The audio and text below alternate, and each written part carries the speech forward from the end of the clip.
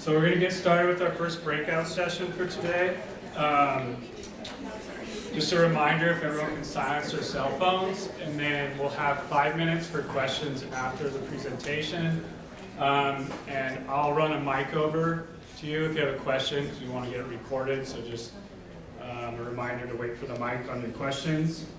So we'll get started. We have what every contractor developer needs to know to be stormwater smart. And we have Don Barbie, Matthew Hendricks, both from the County Stormwater Coalition, and then Hank Tolman from Ascena Swift Services presented today. Okay, everyone can hear me, I'm assuming, in the back? We're good?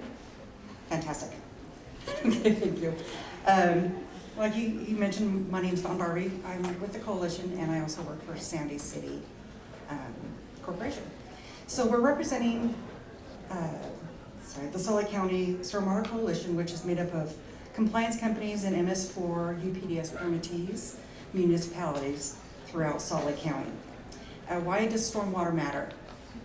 Stormwater management is one of the most critical environmental responsibilities that we face today. Let's break down why that's important, especially for contractors and developers. Water is our greatest resource, and pollutants threaten this resource. Every rainfall event has the potential to transfer contaminants into rivers, lakes, and streams. And what is the threat? The threat is pollution from impervious surfaces. Roads, parking lots, construction sites don't absorb water. Therefore, stormwater carries oils, contaminants, such as trash, chemicals, and sediments directly into our waterways.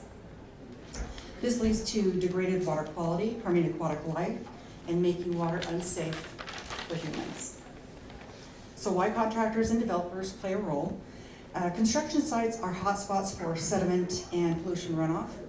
Developers make landscape choices about drainage, materials, and vegetation, which directly impacts water quality. And now I will turn it over to Matthew.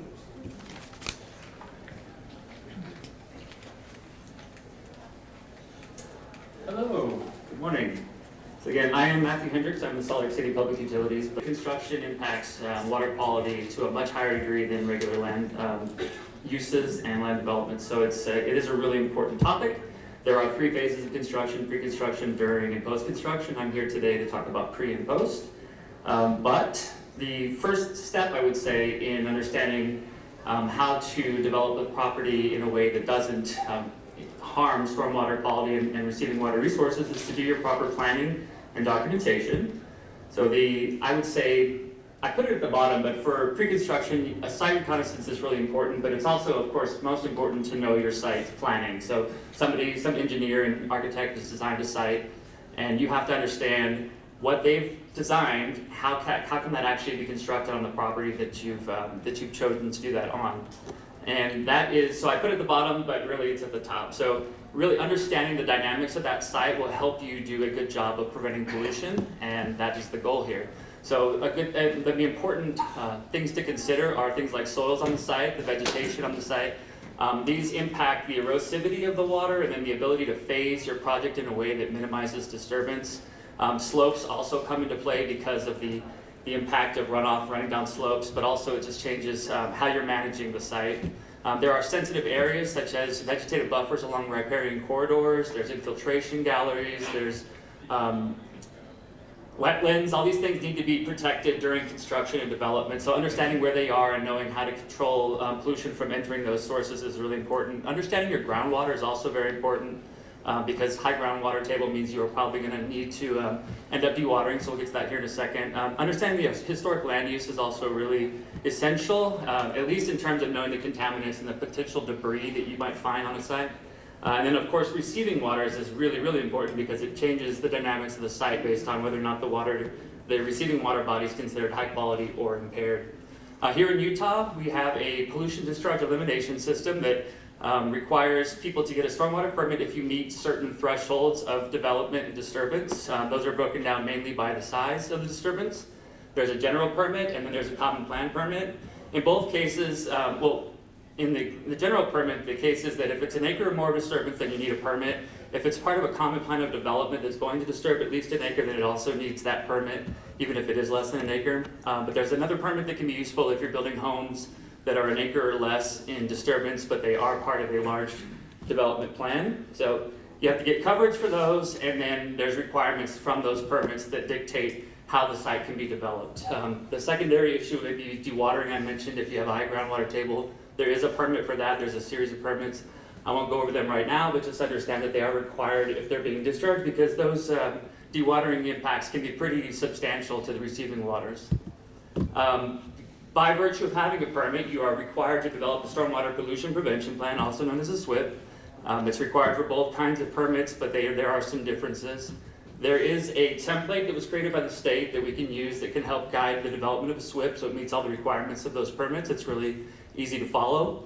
And there's also an evaluation form that was created that can help people determine whether or not the SWIP that's been developed for them or created by them is in compliance with those permits. It's very useful. We have a little snapshot of it here that we'll go over at another time. But the important thing to remember is that the SWIP is a living document. It is expected to change over time as things go on. It will include things like who's doing what on the property for the SWIP team, the nature of the activity that's going on, the quality of the water, the receiving water from the site. These are all important considerations. The methods by which people will prevent pollution during construction, the stabilization requirements for that, in terms of vegetative or non-vegetative cover, who's going to respond to a spill and what are they going to do when they respond. All this is really essential to sticking to a plan that will prevent pollution during construction. Permit coverages and delegations of authority, these are all developed in the SWIP. And let's see, I think I am running low on time, it would seem. Okay, sorry about that. Well, just know that when a site is ready to begin construction, it's essential that they have a pre-construction meeting. The permittee has a pre-construction meeting with either the MS4, the city, the county, whoever is regulating their site, and they'll go over the complexities of the site and make sure that the site's ready. They'll also look at the BMPs that were installed. BMPs are best management practices. These are things used to control erosion and sediment and pollution, and that will be confirmed. And once approved, the project can begin working, and it's up to the contractor to know all the specifics of their own plan and their own permitting so that they can get the job done in a way that protects water quality. So with that, I trade off to Hank Tolman with the Axena Group. Awesome. All right. Thank you. Yeah, so Matthew talked about everything that we want to do. Before we actually get started on construction, I'm going to talk about what we're going to do once we start construction. A little bit beforehand too. Probably the most important thing that we want to do when we're talking about construction is implement the right best management practices. So best management practices are the controls that's going to stop pollutants from running off your sites, stop pollutants from leaving, and controlling those, maintaining them on site, making sure that they're cleaned up before they get into our water bodies. I made a list of some of the most common BMPs. This isn't a comprehensive list, but this is kind of some of the ones that are most common for us. Also, I wanted to mention that USWAC, and Matthew brought this up to me before the presentation here, but USWAC has developed a new BMP manual, which is a great starting point for you if you're if you're looking at what BMPs to use, and also if you're looking for specifications that need to be in your SWIP document. Go look there for that manual. It's going to be on the USWAC website, and you can get specifications for these best management practices. So a couple of the ones that we have here, we have perimeter controls, lots of different types here, and you're going to want to choose them. Well, we're not going to get into all of that today. I'm more than happy to talk to you at length, ad nauseum, about what BMPs you should use and at what times. But you want to choose the BMPs that are going to work best for your site. You want to choose perimeter controls. Perimeter controls are designed to stop pollutants from leaving the site. So if you're implementing perimeter controls where no stormwater or no pollutants are ever going to leave the site, like at the top of a slope, you're probably wasting money. And you may even be polluting because something like a silt fence is going to degrade and it's going to fall apart, and then that's going to be a pollutant on your site, right? So you want to make sure that you're using them correctly. Inlet protections, there's lots of options depending on the types of inlets that you have. You can do an inlet insert, you can do an inlet barrier, you can do an inlet cover, right? We have track out controls. Track out controls, I think more than anything, are something that is not very well understood or not very well thought out on a lot of our construction sites. If you're finding yourself having to sweep your streets a lot and spend a lot, street sweepers are not cheap, right? If you're finding yourself having to sweep your streets a lot, you need to look at what you're using for track out controls, because that should be stopping a lot of that track out from coming off onto the pavement outside of your sites. If you're not using appropriate track out control, you're going to be wasting a ton of money doing street sweeping, and there's something wrong. So we need to figure it out, right? We're used to just always just throwing down some gravel, some aggregate. Hey, let's just throw down a 20 foot by 50 foot pad of 3 to 6 inch aggregate down there and we're good to go. That's not always the case, especially when we're coming into this time period. Within a couple of days, that's going to be compacted into the ground. That's not going to be kicking off any dirt anymore. It's going to be full of mud, and everything's just going to be leaving the site. And the city's going to be upset at you. Your neighbors, more than the city, your neighbors are going to be upset at you, and then you're going to have to start getting that street sweeper truck going out there a ton. So we want to think about this before we're starting our site. Are we using appropriate track out controls to maintain that track out of our site? Trash and washout. A lot of people don't consider, the washout, a lot of people consider as a control. We're talking about like the concrete washout and stuff, but a lot of people don't consider trash to be a SWIP or a stormwater concern. And so I always get lots of pushback about the dumpsters, right? Well, that's just trash. That has nothing to do with stormwater. That's not true. Where do you think that trash is going after it blows out of your dumpster and into the street, right? It's gonna end up in a water body, in a wetland, somewhere where we don't want it, right? None of us want it there. Trash control is a best management practice, and it is a best management practice that you need to address in your SWIP, and you need to have a specification for in your SWIP. How are you going to manage that? Are you going to have bagged trash? You're going to bag up the blowable trash daily. You're going to have some covered dumpsters for blowable trash, and then maybe an uncovered dumpster that you only use for construction waste. Something like you got to figure it out, but it's something that we need to take into consideration. And then sanitary waste. I have seen so many portable toilets tipped over in the gutters and blue juice running down the gutters. It's disgusting, and we don't want to swim in that, right? Nobody wants to go out and into beautiful Bear Lake where it's nice pristine waters, and then there's some blue juice floating along next to us. It's disgusting, right? So we need to make sure that we're managing this properly. Those portable toilets, if you haven't tried, next time you see a portable toilet that's not staked down, try moving it. It's incredibly light. The wind will blow it over. It absolutely will. They need to be secured so that they're not going to blow over and pollute our water bodies, right? All right, so those are some common BMPs. Like I said, please check out the manual on the USWAC website, and then there's lots of resources for how to select the appropriate BMPs. But we want to use the right ones for the right thing on your site. Okay, there's lots of options, but what is right for your project based on what's happening on your project? All right, let's talk about inspections. Huge confusion. I always get so many questions about this. Just last week, I had somebody ask me, hey, the city's mad because we don't have any inspections. They want inspection reports, but the city comes out every month and does the inspection. I don't understand. Why aren't, they have the inspection report, they're the ones doing the inspection. Okay, all right, so there are separate inspection requirements, okay? The contractor, developer, the site owner has the responsibility to conduct what we call self-monitoring inspections during the construction process. Those self-monitoring inspections are required either weekly or bi-weekly, depending on your site, depending on your choice. Weekly, once every 7 days, or once every 14 days, and after a rain event of a ½ inch, or enough snow melt to cause runoff, to cause a discharge. Or if you're next to an impaired water body, then you really don't have a choice. If the nearest receiving water to you is impaired, which is again something that we run into all the time. Some people, if you're preparing your own SWIPs, if you're trying to go through the documentation, you got to look up what your actual receiving water body is. Can't tell you how many times I look at SWIPs in Utah County, and Utah Lake is the receiving water. No matter where they are in Utah County, it's always Utah Lake. Well, that's great, but Utah Lake is impaired, so it doesn't matter. You're going to be doing the extra inspections. But it's not always Utah Lake. It's not always the Great Salt Lake. It's not always the Jordan River. There's lots of water bodies you need to look out for. If it's impaired, then you have an increased inspection frequency. There are some reductions possible. I'm not going to get into those today, but based on situations on your site, you may be able to reduce inspection frequencies under very, very specific circumstances, and that's in the general permit. We can look at that. Now, what about the municipality? They do come out and do inspections, right? So why? The municipalities operate under a different permit. The municipalities aren't operating under the construction general permit. They're doing oversight on the construction general permit, but they have their own requirements under a separate permit that they have to adhere to. Those require them to go out to every construction site and conduct an oversight inspection at least once a month, and then if that site has been designated as a priority site, then twice a month, right, every 14 days. All right, what about electronic site inspections? Maybe you've heard of these, or maybe you haven't. This is kind of a new thing this year.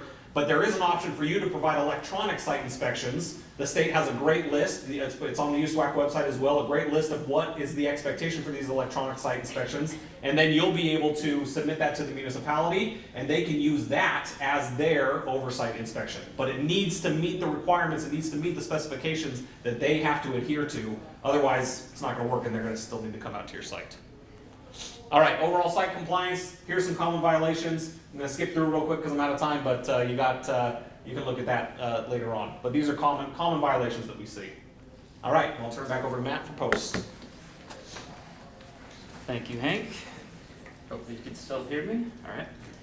So obviously, pre and during construction are essential, but at the end of your project, you want to get the job done and move on. The way to do that is to first stabilize your site because it was disturbed when all the vegetation was removed, and now we need to get back to a functional, non-discharging state. And the way we do that is by primarily vegetation, but it also can be non-vegetative measures. And the idea is that because these permits dictate how you're supposed to approach controlling these sites, you do have to stick to their rules with regarding what constitutes stabilization. And the way that it looks is for anything that's vegetated, it has to be uniform, so that's 100% coverage, perennial vegetation with at least 70% density. That just means no bare areas. A really good way to note that if you're looking at a site and you can generally don't see any bare areas, you're probably doing pretty well, but there's something called a hula method where you can toss out a hula hoop, see where it lands, anywhere on the property, and you should be able to see full coverage and at least 70% density, just to show that it's being accomplished. Now there are exceptions to this. This is in your arid, semi-arid, and drought-stricken areas that the permit allows for differences to that. The main one being that if you are using vegetation, you just have to plant it and seed it in a way that it will become vegetated within 3 years, which is, and the permit can be terminated at that point. So that's a little bit hard to be certain about, but if you have a plan for it and it's approved, then go ahead and go forward with it. There are non-vegetative measures that can work. Those can be like riprap, gravel, Gabion baskets, geotextiles. Mulch is probably another good example. It's just anything that's going to prevent the erosion of the dirt when it does rain later after the project completes, and then doesn't create erosion or sediment transport off-site. So there are areas that may not have to be vegetated or covered, and that's things like dirt access roads or utility pole pads. Again, these are allowances within the permits to achieve stabilization and end your permit to terminate it. The deadlines are really, there's temporary cessation of activities and there's permanent cessation. So if an area becomes inactive for more than 30 days, it has to be stabilized, either temporarily or permanently. That's a requirement of the permit. But generally, as long as the work is still happening, then there's no need to stabilize until that inactivity reaches 30 days. But at the end of the project, it is going to have to be stabilized. So with inactivity for 30 days or more, you should have initiated stabilization, either the planting or non-vegetative. And then after starting that effort, it has to be done within 30 days. So you have to make sure that you get the site stable.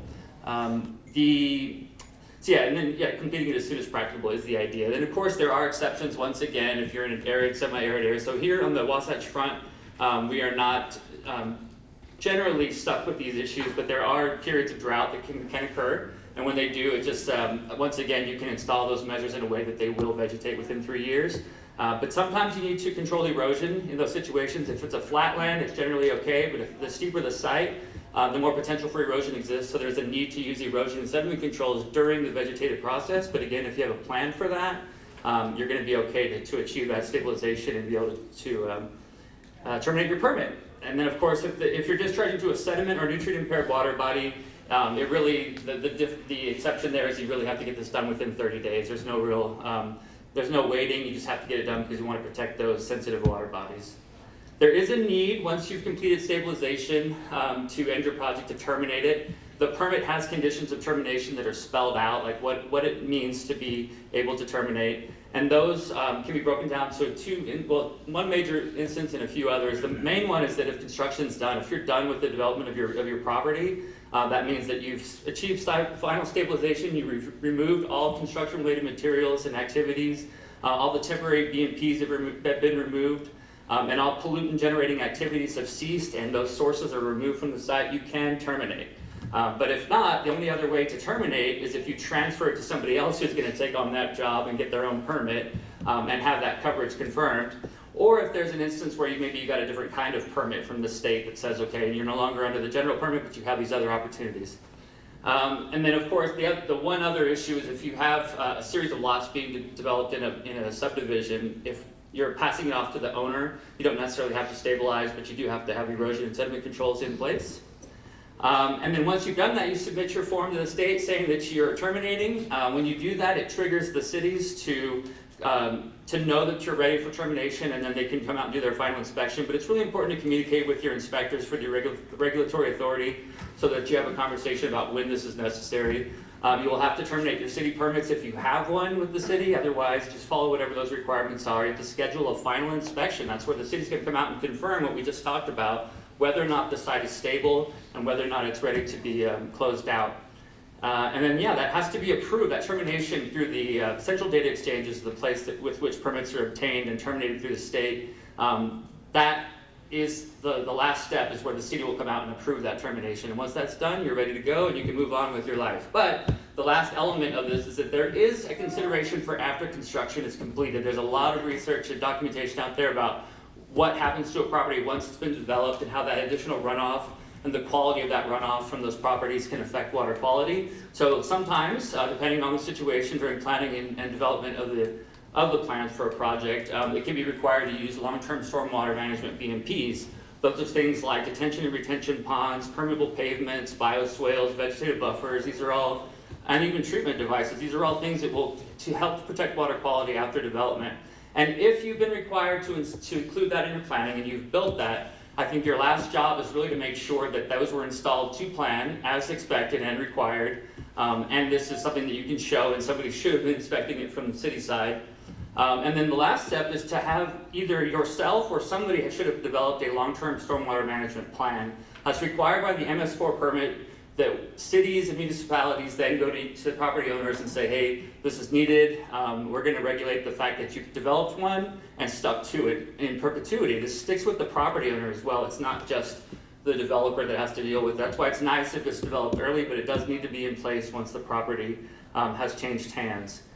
And cities will come out and regulate that. There are fines possible for not maintaining those BMPs, so it's just really essential. And that's really the last step. We've gone through the full arc of construction, so I think the big picture here is that we are protecting water resources by controlling development in a way that minimizes stormwater pollution. Dawn, did you have final comments? We all live downstream. We all live downstream. That is so true. And I hope we all remember it. And the next time you see a construction site, if you're not sure about what you're seeing, you can go up to their SWIP sign and look at who is operating that site and who can you talk to about the concerns that you have, because it is public facing.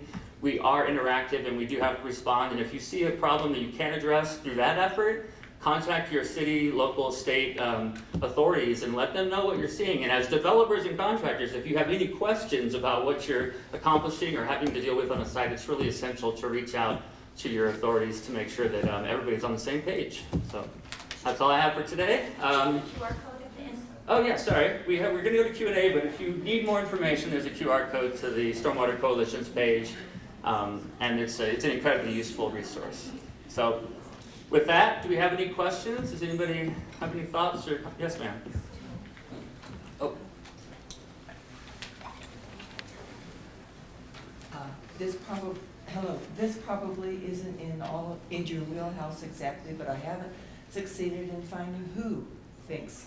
But anyway, I live near Wheeler Farm, and Little Cottonwood Creek runs through that, and occasionally there's foam on the creek.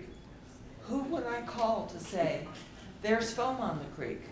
That's a really good question. I don't know, it's in Murray, right? So Murray City might be a good place to reach out to their stormwater group. But what I'd like to point out is there's such a thing as natural bioturbation that creates natural foaming. That's very common in a lot of places, but especially in our area because we get rain so infrequently. So a lot of times what you're seeing is just the impacts of a rain event that's finally reaching a stream, and as that stream kind of roars downstream and it collects in little low points, it can develop a lot of foam. I've seen it a lot. It can be alarming, but a lot of times it's actually natural. But I would say calling your city first. If not, you can call the county. The county's got an incredible response division that will follow up on any complaints that they receive. And then if at the end of that, if you're still not satisfied, you can call the state. There is an environmental response crew that will take that call and reach out to all appropriate parties. So that's a really good point, and that's what I would do. What's the name of the city department that would be. It's usually stormwater services, or public utilities. It just depends on the city. I don't know the breakdown in Murray, but Thank yeah. you. So Sir, Matthew, I'm Carl Adams, Divisional Water Quality Stormwater Specialist, and if you Google is your best tool for finding information about stormwater. So if you type in the city name and stormwater, 9 times out of 10 it'll pop up Thank you. who the contact is for that. it's very true. So quick plug, excellent presentation, tons of information, great website. There are a couple others that I wanted to mention to folks. One is the USWAC website. It's not as pretty as it could be, but we're working on it. As a, well, like a supporting agency for USWAC, the Utah Stormwater Advisory Committee. And the other plug is for the Division of Water Quality's Stormwater website. And specifically construction, there's a kind of memorable, easy link if you type in construction.stormwater.utah.gov. Construction, stormwater, utah.gov. We got lots of information on there as well. And now I was wondering, or hoping you could speak to the importance of management and the tie with the site inspections. Yeah. If you could speak of the importance of site inspections for management, I should say. And when you say management, you mean site management or Yeah, oh, okay. yeah. So obviously the inspections there's the 2 types of inspections that Hank mentioned, but the operators' self-inspections are to identify areas where there are problems, and the expectation is that those things will be corrected in a timely manner. It's usually about a 7-day window to allow for those corrections to happen, but sometimes it can be immediate, like if something is found to have been intentionally disabled or run over or removed to gain access to a location, it's important to replace that immediately. But if it's just breaking down over time, then it does allow for some time. But you always want to keep rain events in mind. If you know there's a storm coming, let's get those things repaired so that we can protect water quality. So I think that's the main thing, is that these inspections have to happen, but there's a response to those inspections that's really essential, and that's managed through the operators, just kind of SWIP team, how they communicate. And then as regulators, when they come out, they want to check to make sure that those timelines and those conditions are being handled properly. And they will hopefully notice that and speak up if they see a concern, but there's always a back and forth communication. We don't want people to feel like they're being attacked for failing to live up to an obligation from their permits, but it is true that we have to enforce them, so the best thing that somebody can do is to communicate. So just keep an open, I would say, line of communication. So thank you for that question. Anybody else, ma'am? Yeah, we have time for one more question. Sure. Hi, so my question is, if your construction area is next to a city road and also next to a UDOT road, who it has jurisdiction and how do they get notified if you just submit your permit through the state website? That's a really good question, and I think that comes down to the planning stages of the development. You know, if you have a UDOT connection to their storm sewer system, because they have UDOT pipes that are within cities along their roadways, then you should probably have been aware of that and hopefully been in contact with them. It's generally going to be the municipality, but it is true that if you're discharging into their infrastructure, you may need to have a permit with both of them. You only need one state permit, to be clear, but you may need approvals from both the city and UDOT. So that's actually something that I struggle with, and I think it's a hard thing to understand. So I would say reach out to your local stormwater division for the municipality to see if they even are aware that there's a UDOT infrastructure along that path, and then definitely reaching out to UDOT directly. They have their really strong stormwater division that will help you understand those implications as well. But my understanding is there's likely going to be a local permit for each. So hopefully that answers your question. Any others? I think I saw a hand in the back. I know we're out of time, so I appreciate that. And I guess, well, thank you all for your time. It's been a good day, and I hope you enjoy the rest of your day.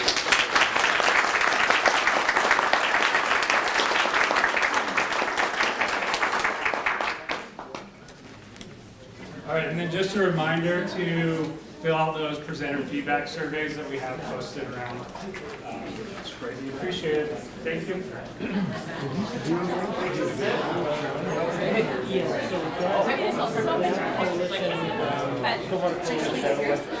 Obstruction, we'll have this, so the law that is shot will be up there immediately, really soon. And then I'm going to do an edited version with a little bit more content.